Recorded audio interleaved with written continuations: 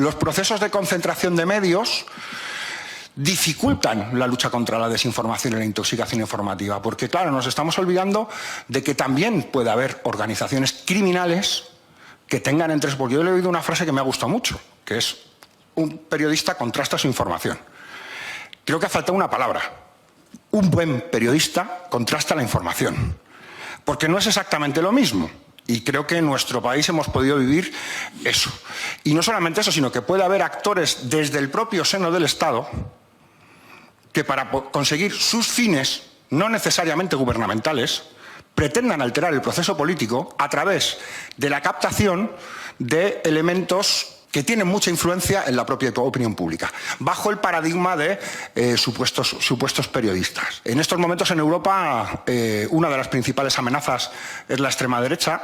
Una de las principales amenazas se hace a través de las propias redes sociales, pero la realidad es que también desde los propios medios de comunicación existen puntos de conexión, medios de comunicación oficiales, desde los que se pueden estar desarrollando campañas de intoxicación informativa. Organizaciones criminales dedicadas al espionaje, a la extorsión y al cohecho, utilizando estructuras del Estado para intentar revertir el proceso democrático e intentar impedir que organizaciones políticas, por ejemplo, como la nuestra, puedan llegar al gobierno utilizando precisamente medios del Estado que dan credibilidad a esa intoxicación informativa que pueden surgir precisamente al calor de todo esto, que pueden tener una apariencia de algún procedimiento, alguna investigación que se pueda llegar a existir, que finalmente no va a ninguna parte, pero que llena las portadas durante meses y durante años y altera también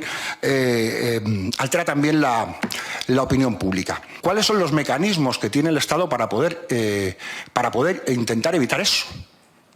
Existen mecanismos, está en el foco, existe esa preocupación. Existen dos grandes monopolios informativos de radio-televisión, en los que finalmente, si hay una versión que entra a través de los dos medios de comunicación, esa es la versión que se va a imponer, porque no existen otras voces, puesto que la propia configuración de los medios de comunicación en nuestro país ha tendido al oligopolio. Y ahí sí que quería también hacer la pregunta, ¿no? Porque siempre se piensa desde el punto de vista restrictivo, ¿cómo podemos conseguir que la desinformación no llegue? Y a lo mejor a veces deberíamos pensar en ¿cuáles son los mecanismos para garantizar en una democracia pluralista que la información llegue?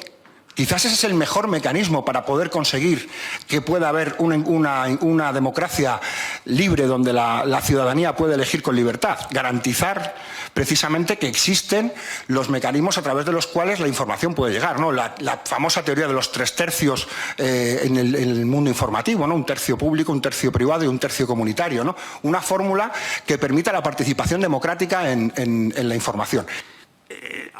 La desinformación de la que hablamos nosotros es de la desinformación que puede dañar los intereses nacionales y no entramos nunca en el análisis, el análisis partidista.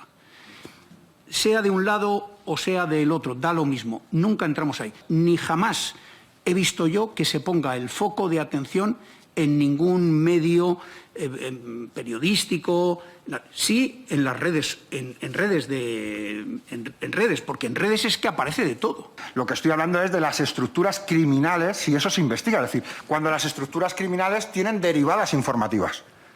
Es decir, porque las estructuras criminales pueden tener abogados, pueden tener fontaneros, pero también pueden tener periodistas. Eso es a lo que me refiero. Es decir, y ahí amenazar la posibilidad de un proceso democrático limpio no es un ataque a ninguna formación partidista, es un ataque a los intereses de un Estado democrático. No ataca a los intereses de una opción partidista, ni defiende otra. Lo que ataca es el proceso democrático, que yo creo que es la cuestión en la que cualquier persona que crea en la democracia hay que salvaguardar, independientemente de la fuerza política que sea afectada.